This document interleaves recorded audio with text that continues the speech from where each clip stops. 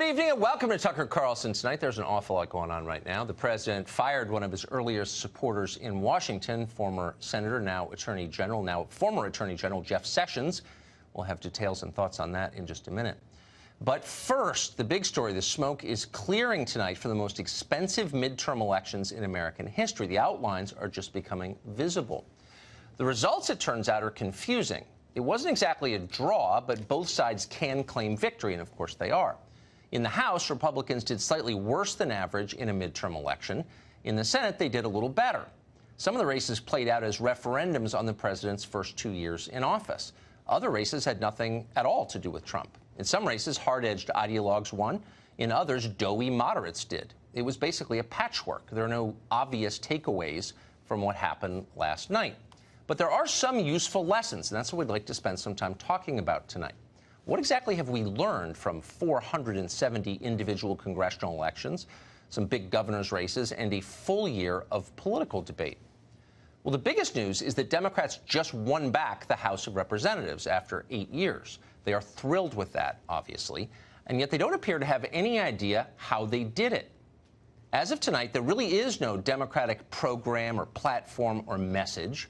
There's no Democratic plan for making the economy stronger or the country safer. There's only Donald Trump, whom they despise. The entire Democratic message is Trump. The president is often accused of narcissism, making everything about himself. But on that point, Democrats agree with him. They think everything is about Trump, too. Watch this clip from last night. It had just become clear that Democrats were about to retake the House. It was a big moment. It was really the apex of the night. And at that apex, a senior Democrat called the set at MSNBC to announce his party's top priority now that they have regained power. Here it is. I've spoken to a senior Democratic source on the Ways and Means Committee who says tonight, breaking news, they do intend to request President Trump's tax returns. Getting your hands on those Trump tax returns, as everyone knows, would be a big deal for the committee. Getting Trump's tax returns, that's the priority for Democrats, not infrastructure, not wages, not the looming threat of China or drug ODs in this country or the shrinking middle class, not even health care. Trump's tax returns. That's what Democrats really want. Okay, maybe they'll get them. Maybe they'll get those returns. What then? What exactly will we learn from Trump's tax returns? That a casino owner once employed a clever accountant? That he made less than he claimed he did? Will anybody be shocked by any of that? Will anyone care about any of that? Or as with the Stormy Daniels saga that went on forever, will voters find themselves titillated for a moment and then lose interest? What do Trump's tax returns have to do with them anyway? Their premiums haven't gone down. It's all just noise. Almost all of this is just noise. And for the rest of us, there's a pretty simple lesson, and you'd think Democrats would have figured it out. But they have not figured it out. Congressman Jerry Nadler will likely be the chairman of the House Judiciary Committee. Just today, Nadler was on a train back to Washington from New York, and he was overheard by somebody laying out his legislative priorities. First on the list, not making this up, impeaching Brett Kavanaugh and removing him from the Supreme Court. Apparently, that's what Democrats really believe voters want. More than anything else, get that Kavanaugh guy off the court. Congressman Adam Schiff of California, meanwhile, is poised to take over the House Intelligence Committee. He's been the ranking member there for the last couple of years. He says that come January, when he takes over, his main priority will be intensifying the Russia probe, because it's not intense enough or long-standing enough. Schiff apparently thinks that he can prove that Vladimir Putin somehow stole the 2016 election with a few dozen Facebook ads that hardly anybody saw. Can Schiff really prove that? Who knows? Maybe. What we can know for certain is that nobody outside Washington will care at all if he does prove it. The entire Russia conversation is irrelevant and dumb. That has been proven already. It has nothing to do with anything, and everybody knows it. Democrats are the only ones who don't know it yet. As of right now, the entire Democratic platform can be summed up in one sentence. Donald Trump is a bad person. That's what they plan to run on in the next presidential election, which incidentally starts today, right now. Good luck with that. It's a virtual guarantee that Trump will serve a full 8 years if you make it about him. And by the way, so is all the race talk. That's not helping you. Somewhere along the way, Democrats became convinced they could win elections by denouncing voters as racist. The Andrew Gillum campaign just tried it in Florida. Remember, he was asked about the FBI probe. You're a racist for asking. Stacey Abrams' surrogates tried it also in Georgia. Did it work? No. It rarely works. Why would it work? Here's a bit of hard-earned knowledge from almost 30 years of covering campaigns. When you call voters immoral, they don't like it. And yet the left continues to throw out the racist slur, probably because they enjoy doing it. It makes them feel good about themselves. Here's ABC's coverage of the Gillum race last night. Watch this. Right, and I think for many progressives in places like Florida and Georgia, they'll be incredibly disappointed, and they'll be giving their white neighbors the hairy eyeball tomorrow, right? In other words, ABC is telling us Andrew Gillum lost because of his skin color, and he lost because of the behavior of people of a certain skin color. ABC knows that. You hear things like this all the time, every day, and yet, curiously, nobody ever bothers to prove any of it or even try. Why? Because it's unprovable, and that's the appeal. Racism is now anything you don't like. A racist is anyone who's in your way. Hurling allegations of bigotry are, from the perspective of the left, the quickest way to get what you want. That's why they do it. It happened again today. On the campaign trail, you called yourself a nationalist. Some people saw that as emboldening white nationalists. Now people are also saying I don't know why you'd that say the that. president. That's such a racist There are question. some people that say that now the Republican Party is seen as supporting white nationalists Oh, I because don't of your believe rhetoric. that. I don't What do you believe make of that? I don't believe it. Well, I don't know. Why do I have my highest poll numbers ever with African Americans? I love our country. I do. You have nationalists, you have globalists. I also love the world, and I don't mind helping the world, but we have to straighten out our country first. Now, that happened at the president's briefing, so you may not even have seen it because you're living a real life and not glued to the internet. But trust me, if that had happened even just a few years ago, it would have been everywhere. It would have been international news. An accredited White House reporter calling the president of the United States a white supremacist? Holy smokes. But now it's just any other day on cable news. Nobody really believes that the reporter means it. It's posturing, and therefore it is boring. The claim, racist, is losing its power from overuse. Diminishing returns have been reached.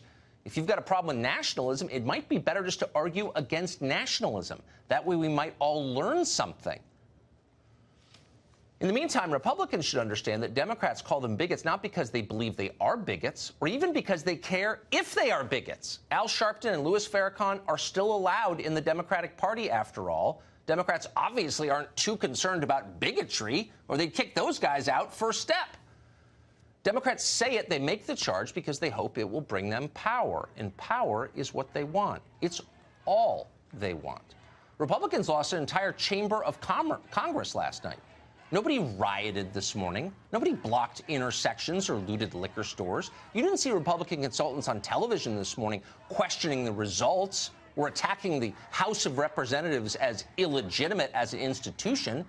It didn't occur to Republicans to do that. It was just an election. You lose sometimes. That's how Republicans think. That is not how Democrats think. They mean it. They lost a few seats in the Senate last night. Already they're denouncing the Senate itself as somehow undemocratic.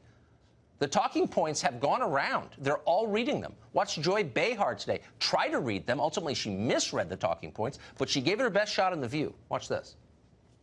So Democrats won the popular vote last night by 8 million votes, right? They lose, but they lose U.S. Senate races in red areas. Because of gerrymandering, a lot of it. Well, it's not that's the Constitution. I mean, you can't, the districts are gerrymandered, but the states are part of the Constitution. Well, you can't gerrymander a Senate election, of course, because it's statewide. Joy Behar probably doesn't know that. She probably doesn't know really what the Senate is. But she knows power, and like a lot of the Democrats you see on television, she will say whatever it takes to get power. Republicans should understand that. But it's not just Democrats who should have learned something last night. There were major lessons for Republicans, too, ones they should pay attention to. Here's one. Voters care about campaign promises. If you don't fulfill your campaign promises, it turns out they notice, they remember, and they don't care for it. In 2016, Republicans in Congress promised to, I don't know, build a wall, get rid of Obamacare, defund Planned Parenthood. They got elected on those promises. They didn't do any of them once they got elected.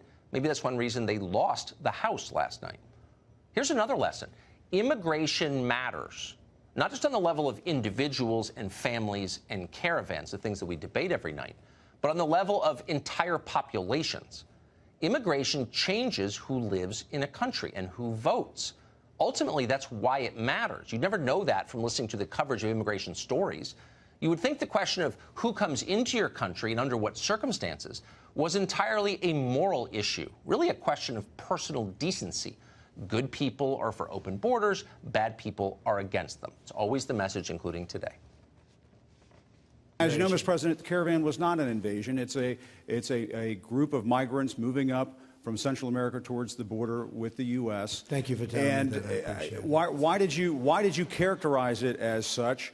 Because I consider it an invasion. You and I have a difference of opinion. But do you think that you demonized immigrants in this election to try to keep them? I want them to come into the country, but they have to come in legally. You know, they have to come in, Jim, through a process.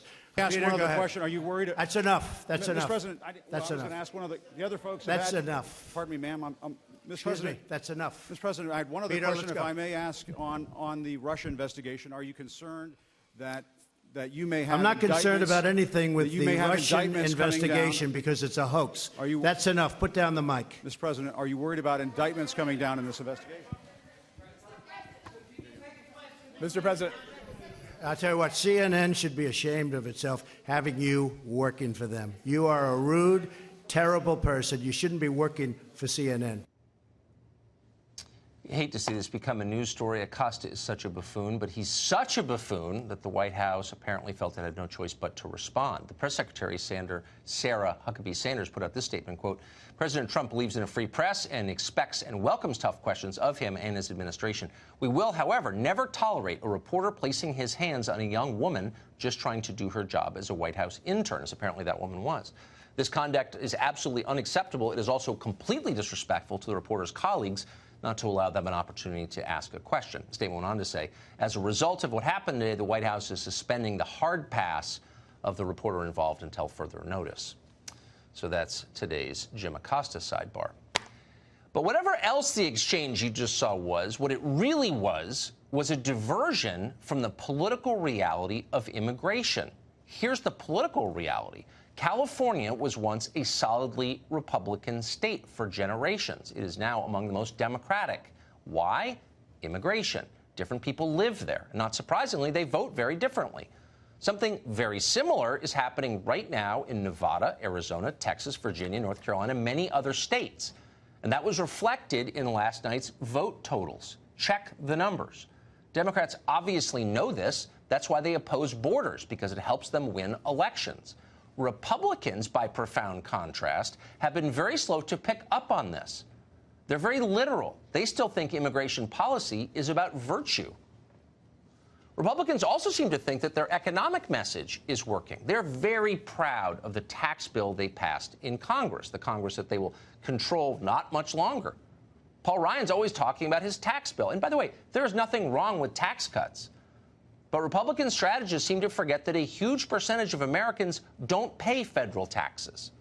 By definition, they don't care very much about tax cuts, cuts to taxes they don't pay. For them and for many others, the economy is not measured in stock prices and GDP numbers. Their concerns are tangible concerns. What does gas cost? Can I afford to live in a safe neighborhood? Will I go bankrupt if I get sick? These are real questions for tens of millions of people. The party that effectively addresses these questions generally wins elections.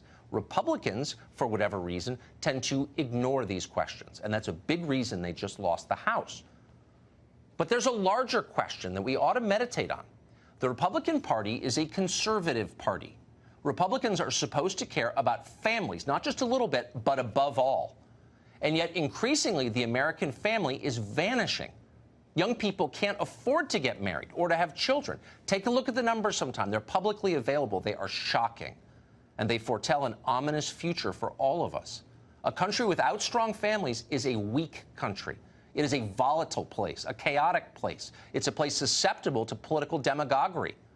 It's what America is becoming. If you want to stop that slide, support families.